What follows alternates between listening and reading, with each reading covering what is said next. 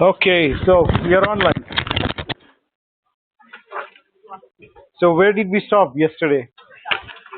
We we tried to yes. Okay, so the problem what we are discussing is to understand the three-dimensional object or the object in three dimension. Okay, and we are particularly concerned about the spherically symmetric systems now, as of now. Okay, that means the potential energy is just a function of the distance. That's all. It's a constant in three dimension. Okay. So the picture what we have is a very simple three-dimensional diagram. So this is x, this is y, and this is z. And I think yesterday I just wrote it in other words. So it's basically the same thing. So you have this system here. You have this particle here, and with the coordinates r given by square root of x square plus y square plus z square, and it subtends an angle theta, or from z axis it subtends an angle theta with respect to z axis, and correspondingly it subtends an angle phi with respect to the x axis. So this is my phi. Okay, yeah, it's fine. uh, So we said that the general function, wave function for this particular object at any distance r is function of this r, and it will be a function of theta, and it will be a function of phi.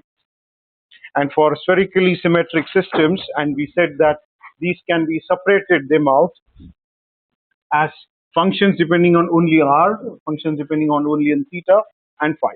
Okay, and we wrote them as something like r of r, and in general the functions which depend on theta and phi, and we found that there are some specific functions where you can use these functions in such a way that you can determine L square and you determine LZ simultaneously. Okay, so that means you can write an eigenvalue equation for this particular function in such a way that y L m theta phi will give you the eigenvalues which are given by h square L times L plus 1, and again the Lm theta and phi, and similarly the Lz operator can act on this function Lm theta phi will give you the eigenvalues ml h cross y Lm theta and phi. Okay, so this is what we found out, and we found out the character of this y Lm theta phi, or the functional dependence of theta and phi, the function, particular function.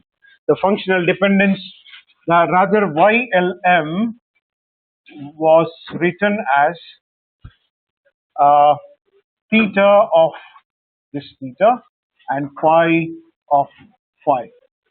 Right, we separated them out into two independent functions, where theta just depends on the angle theta, and this phi function phi depends on the angle phi, which is in this two dimensions. So angle phi goes from 0 to 2 pi, or and this theta goes from 0 to 180 degree, 0 to pi.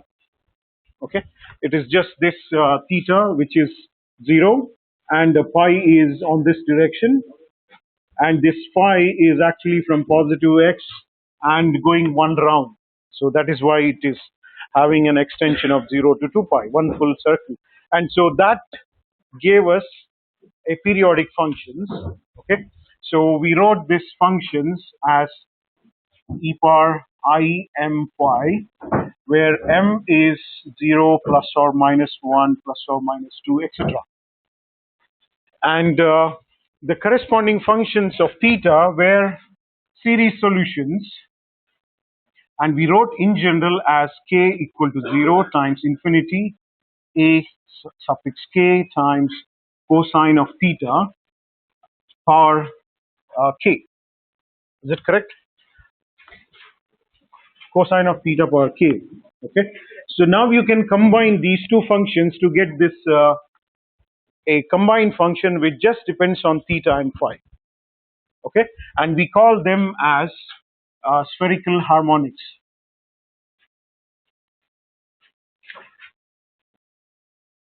Okay, and I gave a list of spherical harmonics for various values of L and M yesterday.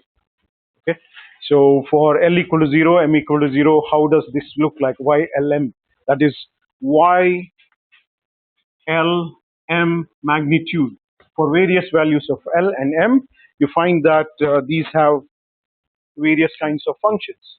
Okay, because you combine these two functions, you can actually get a combined function in different form depending on what values of L and M. Okay, so this tells you that you can actually measure L square and you can measure Lz simultaneously with that function. Okay, so if I use L square operator operating on this Y L M phi will give me H bar square L times, I think I wrote it, okay, here, okay, L plus 1 and the same function Lm, theta and phi, no harm in writing again. So Y Lm, theta and phi will give me MH cross Y Lm, theta and phi. So this means that I have this angular momentum vector for this particle here, which gives me L. Okay, so that is what I get from here. Operating the L square operator, I'll get the magnitude of L, which is subtending an angle theta. It is a general angle theta. Okay, so in general, I can write something like this. So you have this z-axis, you have the L operator or angular momentum, and it precesses around the z-axis. So thus you get a z component of that one. So this is Lz. So this length is Lz, and this is my L. And this you can measure simultaneously. Why? Because the commutator relation of L and Lz is 0. Okay. That means you do not know exactly what is the value of Lx, which is in this direction. Okay. You do not know what is the component of this L along x-axis. You do not know what is the component of this along y-axis. So if you consider this x and y coordinate system, that means your Ly will be somewhere in this direction. So this means this is my Ly. So you don't know what is Ly and Lx. That means you do not know where is this Lx and Ly lying in this plane. That's the idea of this. Simultaneously, if you can measure L square and Lx, for example, this is 0. So then you know exactly what is the Lx component, what is the L component.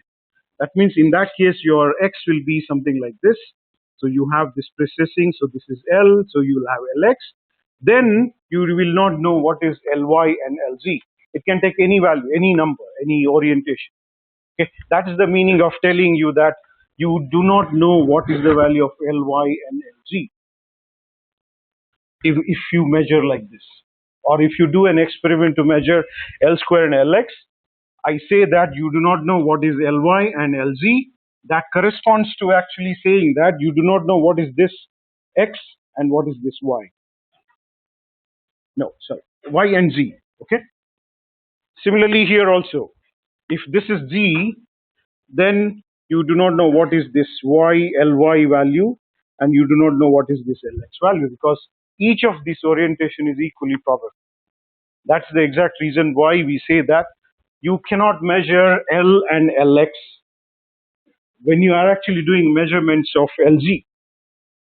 Okay, but at the same time you can do the measurement for L and Lx. Then you do not know what is the other two parts. Okay, but good point is that, or good part is that, you can measure some information about Lx square plus Ly square. With this measurement, that means you do a measurement of the angular momentum vector and the z component. By that measurement, you can actually get this, the sum. Okay, it's a very easy mathematics. Okay, just write down what is L square operator. L square operator has to have three components: Lx, Ly, and Lz. Right? So I will write this as L square as Lx square plus Ly square plus Lz square. That's a three-dimensional system. Okay, so that means I can measure L square in one set of experiment. I can measure L square.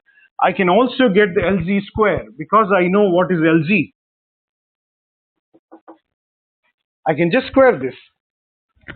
It gives me Lz square, right? So this means I can manipulate this equation. L square minus Lz square is actually the sum of L square plus Ly square. Mind you, you do not know exactly what is Lx, what is exactly Ly. Just get the sum of these two. Okay. Now, what is L square acting on this function? It gives you h bar square L times L plus 1. So that means this operator, Lx square plus Ly square operator, will have eigenvalue which is given by h bar square L times L plus 1 minus Lz square. Lz square operating on the function is equal to Lz operating on the function and again Lz operating on the function. So that means first time you operate this function on Lz will give you mh cross. Second time if you operate, you'll get again mh cross. So it will be minus m square h bar square. Okay. So this is my eigenvalue for this sum operator. Remember, this still doesn't give me the individual operator value, eigenvalue for Lx and Ly.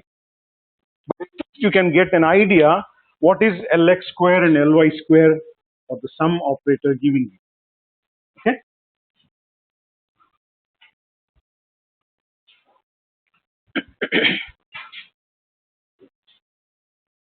So we got the two individual components of the whole wave function.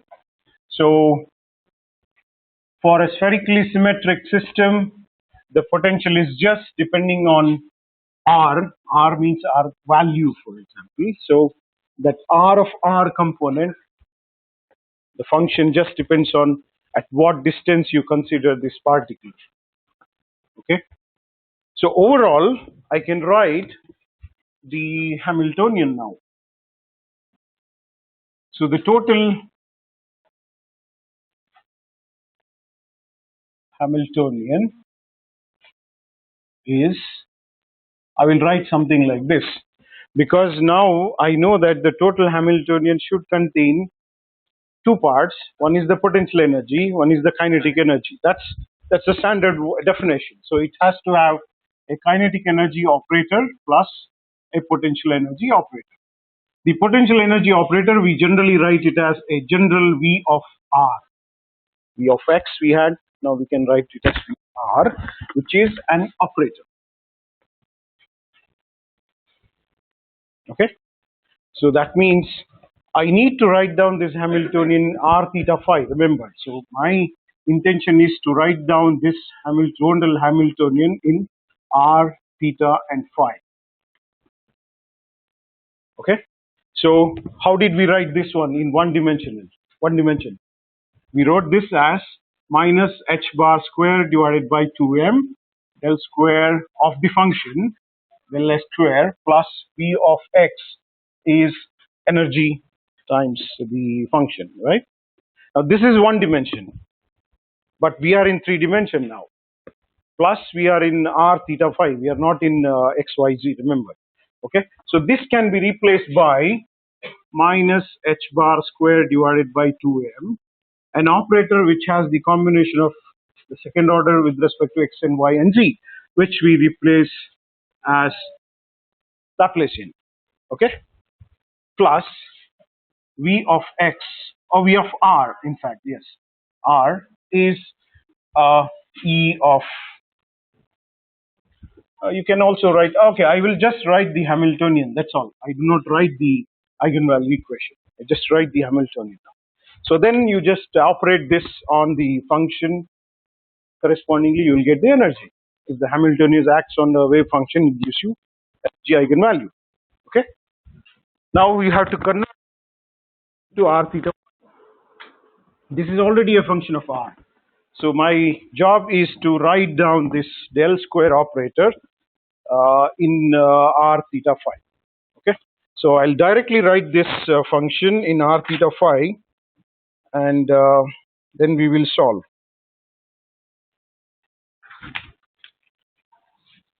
So this gives me minus h bar square divided by 2m 1 over r square del by del r times r square by del r plus 1 over r square sine theta. Is it correct? Yes. Del by del pt. So this is the functional dependence on r. Now the functional dependence on theta. So you have sine theta del by del theta plus again r square should come here, so it will be r square sine square theta del square by del phi square. That's your the Laplacian in r theta phi, plus of course you have the potential energy V of r is the total Hamiltonian. Okay.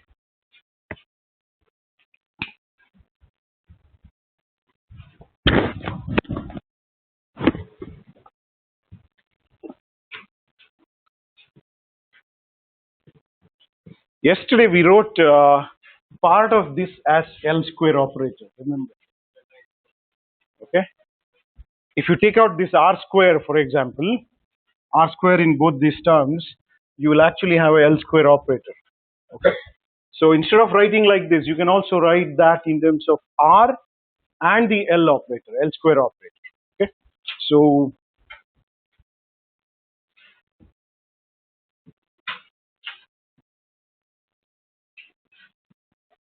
what do you have? Minus h bar square divided by 2m, or I can write individually r square times this radial dependence del by r square del by del r. Now this term, if you take out this r square term from both these parts, you will actually get this L square operator by 2m r square. Okay, this r square is here, 2m is here. Okay, plus this potential energy V of r is my total Hamiltonian r, theta, and phi. Is it correct?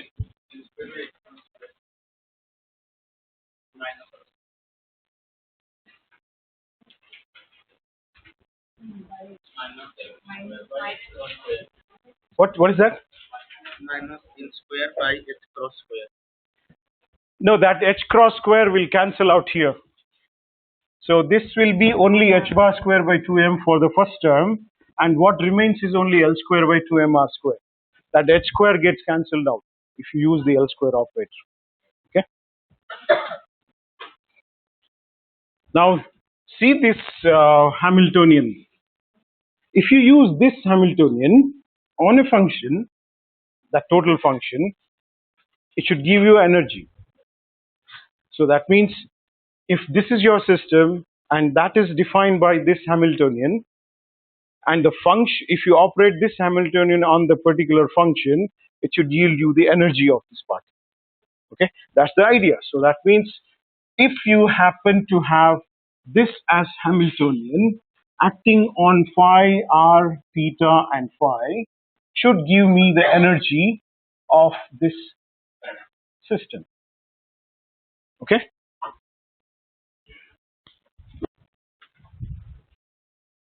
So this is just like writing down this equation. Hamiltonian acting on the function gives me the energy value. That's eigenvalue equation. It is just that now the Hamiltonian is in this r, theta and phi, and again r form. L square can be operated on this theta and phi, remember. Okay. So now this has three parts. You know that this is potential energy, right? That's general potential energy, which is just a function of what is the distance between this origin to this particle. It's just a function of r. Okay. More the r, you have different potential energy part. Okay, operate. So then this part has to be the kinetic energy operator.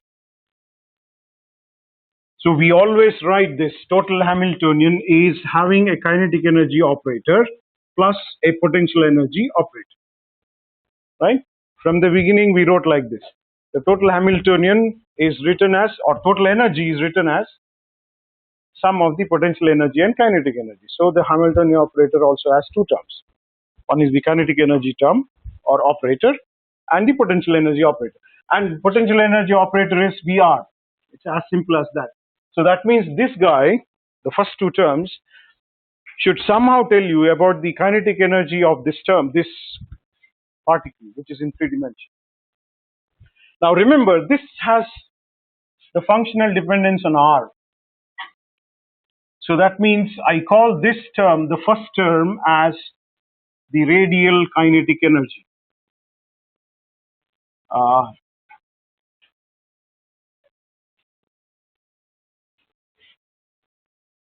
I can write this as something like P square radial divided by 2m. Okay, the kinetic energy is P square by 2m. It is just that P square is now just giving you the radial contribution to the kinetic energy. Okay, okay, and the second term is L square by 2mr square. The L is the angular dependence. It has the angular dependence on theta. It also has the angular dependence on phi. So that means it has to give me the kinetic energy contribution from that angular dependence. So I call that as the rotational kinetic energy.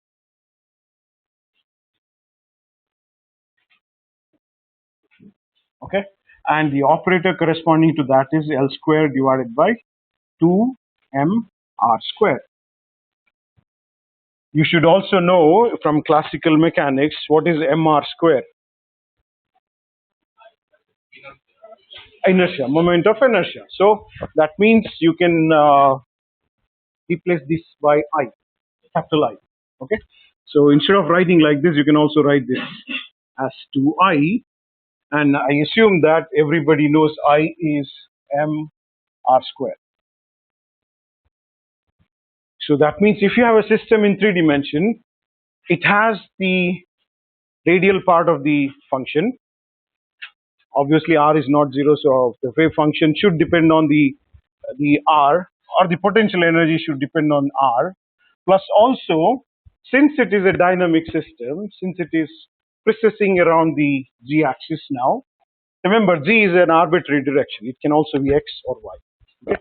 So that means it should have the kinetic energy part, which should depend on where actually exactly it is precessing, whether it's precessing here or it is precessing here. This means this is the distance r, right? So this means it is this distance r, some other r. So that means that kinetic energy part is different depending on where that particle is. Now similarly, this term, the second term, depends on theta and phi because it is precessing around one particular axis, and while precessing it defines this theta, and also it can precess around in various positions. Like for example, L equal to 2, there are 5 positions where it can precess 2L plus 1 values of m, right? So that is why this second term, which I call it as rotational kinetic energy, will depend on the angular momentum, L. Okay. So in general, the Hamiltonian of the system in r theta phi is written as a part which depends on the kinetic energy, a part which depends on the potential energy. The kinetic energy part can be resolved into two parts. One directly depends on where exactly it is. If at all it is a hydrogen atom, this R is Bohr's radius. Okay, and if at all some other particle, for example, then it will be different. So obviously that radial kinetic energy is different. Okay. Similarly, the second term, which just depends on theta and phi, because now the system is not stable. If it is hanging and in 3 dimension, it will not be stable generally. Especially the charged particles, for example, if it's staying like this, they will not be stable. Somehow they have to go around. So that part is given by the theta and phi, and that is in the second part, second term. Okay. So this is how we write the Hamiltonian in general for any particle. If at all you consider the hydrogen atom, then that potential energy term will have certain form. Okay. If at all this is a hydrogen atom, that means you have a proton and electron separated by some R, then you substitute that VR into that particular form, the potential energy of a hydrogen atom. Okay. Okay. Now,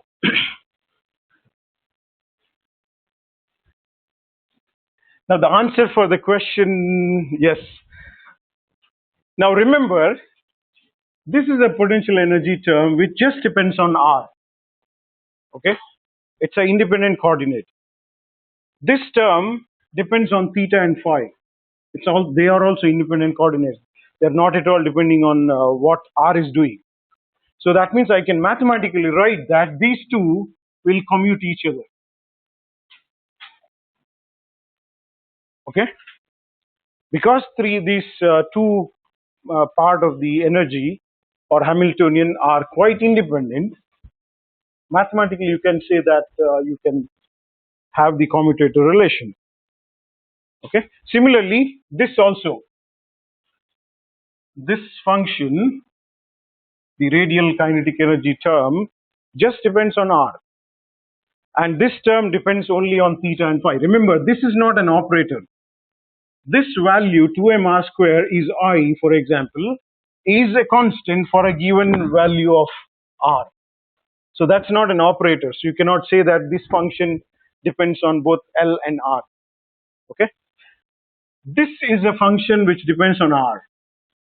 This function depends on theta and phi. So that means I can call these two also commute each other. Okay. So commute each other means you can independently determine or simultaneously determine. Okay. Or in general, I can say that the Hamiltonian, the total Hamiltonian, and the L square commute each other. Okay.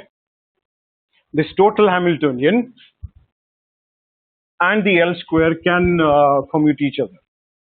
Or similarly, you can also write this as Hamiltonian and LZ also commute each other, because every term is commuting to each other because they are quite independent. That's the speciality of spherical harmonics. Remember, or a spherically symmetric system. Remember, we still haven't considered the interaction between these two electrons or multi-electron system. We are just considering one particle here. Okay.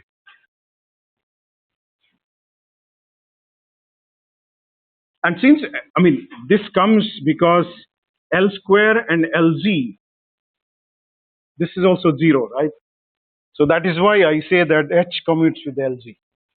Okay. So similarly, you can write this H commutes with the Lx. For example, if your complete measurement is across the x-axis.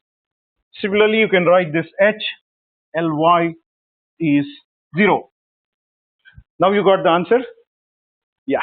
The idea comes because we separate the part of the Hamiltonian independently, which depends on quite independent variables. So the second part just depends on theta and phi. The third part, or the potential energy, just depends on R, and the radial kinetic energy also depends on R. So they are quite independent. So that means I can write the total Hamiltonian and L square can be measured simultaneously. So the total energy, when I say total Hamiltonian, is total energy. What it gives is the total energy, right? So you can have these kind of commutator relation. What is the physical meaning of this? H, or the commutator relation between H and Lz equals 0 means what? Cannot be or can be? Can. You can measure simultaneously. That's what it is. Okay. So this also tells you that for a spherically symmetric system, if you cause a rotation or a precessing motion along z-axis, or any axis for that matter, see, as I said, the z-axis is an arbitrary axis, arbitrary direction I'm considering. You can also discuss everything in terms of x-axis, everything in terms of y-axis. So that means Lz operator is actually causing a rotation across the z-axis. How did you write Lz? Lz was minus IH cross del y del z of the function. So it's a variation of this function across the z-axis. The Lz operator tells you that, or in general an operator tells you to do something, right? Lz operator in particular tells you to precess around the z-axis. For a spherically symmetric system, this operator relation telling you 0 means that there is absolutely no change in the energy. Okay, so this tells me that if you precess or rotate around z-axis, the energy of the system remains same. You can imagine that you have a spherically symmetric system and you are actually rotating, you take an arbitrary axis xyz or whatever axis you want to consider, and it tells you that the energy of the system doesn't change. Okay, that's the operator corresponding to H and Lz. Okay, so this means you have three operators now, H, Lg and L square. These are very, very important operators. H is an operator which has the contribution from kinetic energy and potential energy, which individually gives you eigenvalue, which is energy value. Okay, L square gives you the L value, L square times L plus 1 times L times H cross square, and the Lz operator gives you the azimuthal quantum number. So I can write, you have three operators, H, L square and Lz, three operators like this, okay, which gives you three quantum numbers. Lz gives you ml, this is so-called azimuthal quantum number, and the L square gives you the angular momentum quantum number, and this Hamiltonian operating on the function gives you the energy, that gives you your principal quantum number. Energy level 1, energy level 2, 3, etc., etc. So this corresponds to n from 1, 2, 3, etc. L going from 0, yes, it starts from 0, 1, 2, etc. And ml from plus L to minus L with 0, including 0. That means you have 2L plus 1 levels in one particular value of L. Okay. So we will use some shortcut to define a quantum state now. Now you know that you need these three operators, the Hamiltonian operator, the Lz operator plus L square operator, to define everything about a quantum state. It gives you what energy it has, it gives you what sort of angular momentum it has, L square is giving you that L, and correspondingly what sort of azimuthal quantum number it gives you, which is defined by m. Instead of writing all those wave functions and operators, what I can write is simply a ket vector which is like this, ml. Instead of writing Hamiltonian kinetic energy operator, orbital angular momentum operator, and the LZ operator, I can directly write this system defining the quantum state of a system, for example, in terms of simply N, L, and ML. Okay, N gives you what sort of energy it has, L gives you what sort of L it defines, and ML corresponds to what sort of this degeneracy it corresponds to. Okay, so I can write like this. So this is the general representation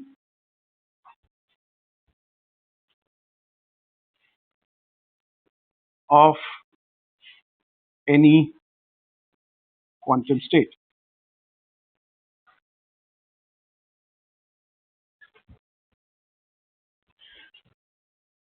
So you know that any quantum state can be operated with the operator, which can give you corresponding eigenvalues. So I can write, for example, if H operates on this quantum state N, L, and ML, what does it give? It gives you an energy, yes, energy, and you get this ML. Okay.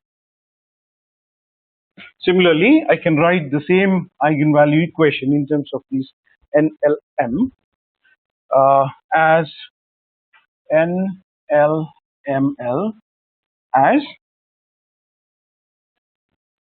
yes, it gives me H bar square L times L plus 1 and the state. And LZ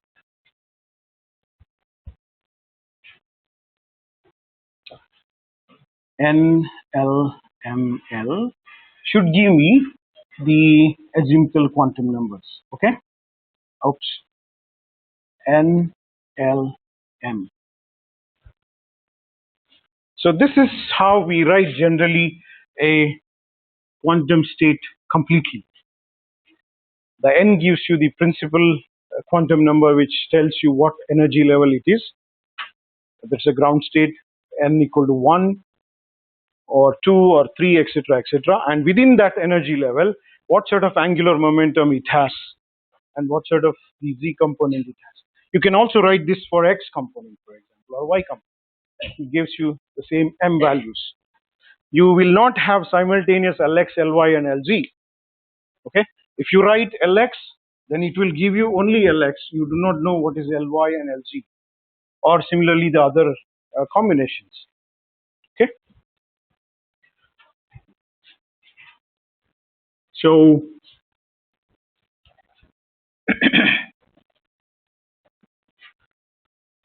this also tells me that any function, okay, psi r theta phi, if you write in terms of the radial function and the other function which depends on theta and phi, okay, for any particle or any system of particles, for example, if you write the wave function like this, a combination of radial part and the angular part, okay, for all the system you consider, this remains constant. This is same for every system you consider. What does this give you? It gave you L equal to 0, L equal to 1, L equal to 2, etc. And I said this defines a S function, this defines the P function, this defines D function, and L equal to 3 corresponds to F, so on and so forth. That means you will have S orbital for hydrogen or P orbitals for hydrogen, etc., etc. Similarly, for oxygen also, you will have S orbital, P orbital, and P orbital, etc. So that means this part of the function is same no matter what system you consider. The only thing changes is the radial part. Okay? The radial part of the wave function changes depending on what system you consider. Okay? This is the spherical harmonics, I said. And I see all the elements in a periodic table defining S orbital, P orbital, D orbital, f orbital. They are same, right? The only thing difference is this r of r, the radial contribution to the complete wave function. Okay.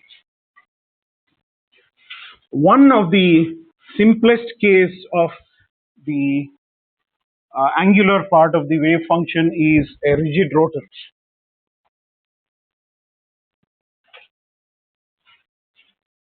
Okay. Rigid rotor is a system which has two particles, okay, and it is connected with, or it is separated by a distance r. You can imagine an axis which is, this rotor is just defining a rotation, that's it. The rigid rotor is a very, very simplistic system of two particles separated by a certain distance r, okay, r or r naught or whatever you want to call r, and it just defines the rotation along one particular axis, z axis.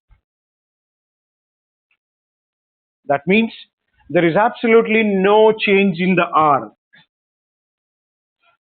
So you convert back into your wave function, or that tells you that the radial part of the wave function is 0.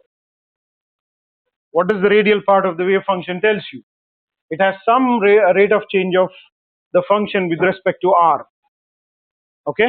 If I say that this is a rigid body, rigid system, and there is no change in r, means that radial part of the kinetic energy becomes 0. Right? The radial part is what? 1 over r square del by del r times r squared del by del r. Is it correct? Yes. So that means there is absolutely no change in the r at any instant of time. So I'm simplifying the case here. That means I have a very, very rigid system and it just defines the rotation. Okay? And I also assume that it is having zero potential energy for a simplistic case. Then what does the Hamiltonian contain? L component only. Okay? So this means the Hamiltonian for rigid rotator is simply L square divided by 2I, where I is m r square, and in fact you can replace this m by the reduced mass mu, because you have two particles here. Okay, so instead of writing m r square, you can write mu r square.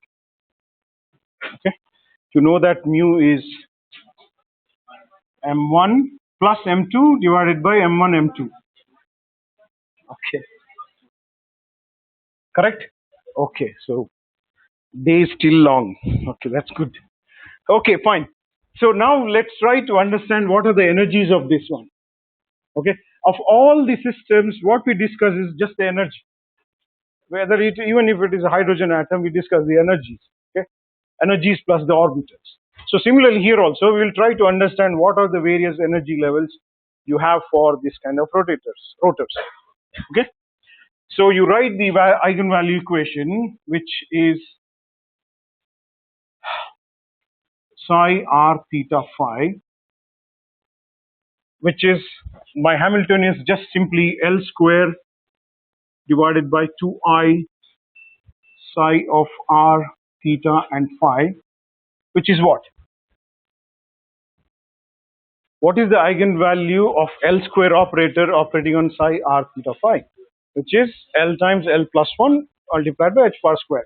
So this will be h bar square L times L plus 1 divided by this 2I times psi of r theta phi. So that means the energy levels of this system is defined by this particular quantity h bar square L times L plus 1 divided by 2I, where I has the information about what are the masses and the separation. Okay, so that means I can write EL as h bar square L times L plus 1 divided by 2I.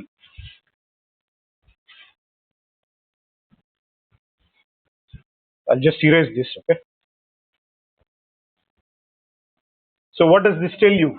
This is from L equal to 0, 1, 2, etc.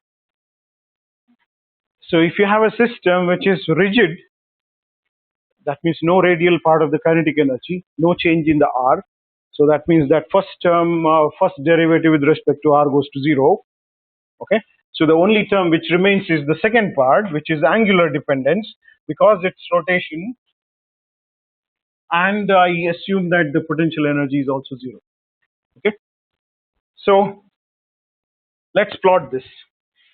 Let's say for L equal to 0, E equal to 0. Is it correct? Right?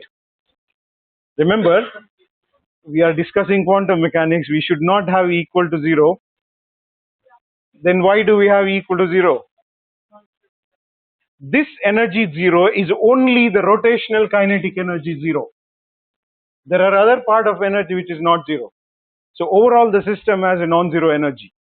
Okay. So this one, I said it is only a rotor, a fixed rotor, I mean fixed in the sense fixed distance rotor, no change in this one. So it can have a ground state energy 0. But you can also have other states, like if you extend this idea of rotor with the small vibration, then obviously you will have a non-zero quantity. Okay. Okay. What is L1? L equal to 1. So L equal to 1 corresponds to 2 h bar square divided by 12. Okay. So this will be 2 h bar square divided by 2I. And for L equal to 3, this is sorry, 2 times 3 is 6, so this will be 6 times h bar square divided by 2I, and L equal to 3 will be 12. So this will be 12 h bar square 2I. Remember, these are not equidistant. If your system is harmonic oscillator, for example, in the case of harmonic oscillator, we found that the energy levels are equidistant. But if the same oscillator, harmonic oscillator, for example, a hydrogen atom on a silicon surface, silicon 100, and a hydrogen atom here, if it is defining this kind of rotation, okay, so then their average energy is not 0, or the minimum energy is 0, and the rotational kinetic energy are not equidistant. Okay. So let's try to find out what is this energy difference. So delta E from L equal to 1 to L equal to 0 will be, this is 2 h bar square divided by 2I, so it is h bar square divided by I. Okay. So this is h bar square divided by I. Or you can also find this delta E in general from L plus 1 minus L, whatever value of L you consider here. Okay. So this is what? So I have to write the energy for L plus 1 value. So this will be h bar square divided by 2I. So now this is L plus 1 plus L plus 2. Okay, so this will L plus 1 multiplied by L plus 2 minus, for L is h bar square divided by 2I, L times L plus 1.